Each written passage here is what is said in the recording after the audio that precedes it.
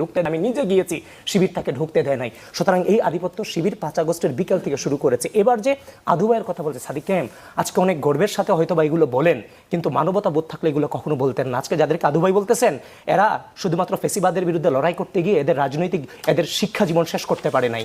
অনেক লড়াই সংগ্রামের মধ্য দিয়ে, পড়াশোনার মধ্য দিয়ে বিশ্ববিদ্যালয়ে আমাদের এখন ফার্স্ট ইয়ার শিক্ষার্থীরা এখন পর্যন্ত সিট পাচ্ছে না।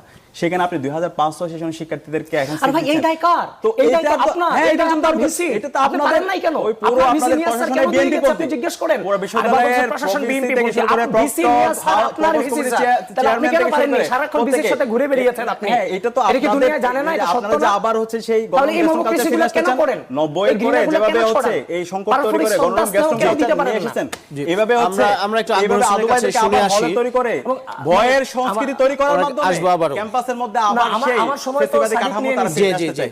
আমরা একটু আগ্রহের জি প্লিজ এক মিনিট না হওয়ার আগে এটা আপনার টার্ন ছিল না, আমি আপনার কাছে আসবো। আবিদুল ইসলাম খান আর 1 মিনিট চেয়েছেন, তিনি কিন্তু ইন্টারাপ্ট করছেন না এখন। এই আদু ভাইদেরকে এই বর্তমান প্রশাসন এসে হলে অ্যালটমেন্ট দিতে আমরা যখন গিয়েছে যাওয়ার পরে এই টক শো, আজ আমি বিশ্বাস করি আজকের এই টক শো গোটা জাতি দেখতেছে। নিঃসন্দেহে আপনার সামনে সাদিক কায়েম এই যে আজকের ঘটনাগুলো ঘটছে, গতকালকে যা ঘটে গেছে, আমি কোনো এগুলোকে সমর্থন আমি করি না, আমি এখনো বলছি করি না, কিন্তু এগুলোর উৎপত্তি কোথা থেকে? এই সুমাইয়া বান্না যে পোস্ট দিছে, এই সুমান্না বান্নাকে আপনি ডাকসুতে ডেকে এনে এই যে পুরস্কার দিবেন না সুমাইয়া বান্নাকে, এই যে এটা ছবি সাদিক কায়েম দেখেন, বলি ফোনের দিক তাকান, তাকে পোস্ট দেন, তাকে এখানে আমার এই ডাকসু একটা পাবলিক প্লেস, এখানে প্রতিদিনে হাজার হাজার মানুষ এখানে আসে। এই ধরনের নেগেটিভ ছড়া এখানে কে আসছে, কে আমার সাথে আপনি এগুলোকে ডিমান্ড করেন সাদিক কায়েম, এগুলো কারণে তো আজকে এই ঘৃণা, তাহলে এগুলোকে দিবেন তো এইভাবে না পুরোটা দায়। ওকে, আমরা একটু আমি তো আপনার বিরুদ্ধে হাজারটা প্রমাণ দিতে পারবো। এই যে আপনারা নারীদেরকে আর ভাই এগুলো ঘৃণা থেকে শুরু হইছে, আপনাদের এই যে বর্তমানের কর্মীরা শুরু কে করছে ঢাকা বিশ্ববিদ্যালয় থেকে সাদিক একজন একজন করে বলি তাহলে শোনা যাবে।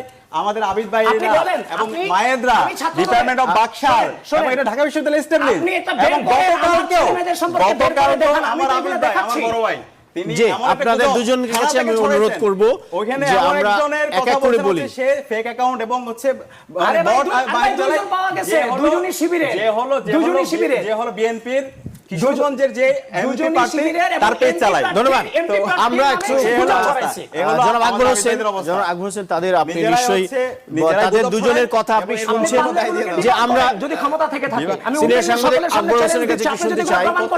আবিদুল ইসলাম খান অনুরোধ করব আমরা একটু আরেকজন অতিথি আছেন, আমাদের আরেকজন অতিথি আছেন, তার কাছ থেকে একটু শুনে আসি। জনাব আকবর হোসেন আমি একটু অনুরোধ করব। সাদিক কায়েম আপনি বলেছেন, আপনি আরেকবার আপনারা দুজন আবারও বলবেন। দিনে দুপুরে রান্না নিয়ে আমি কোপাবো, আপনারা আবারও বলবেন।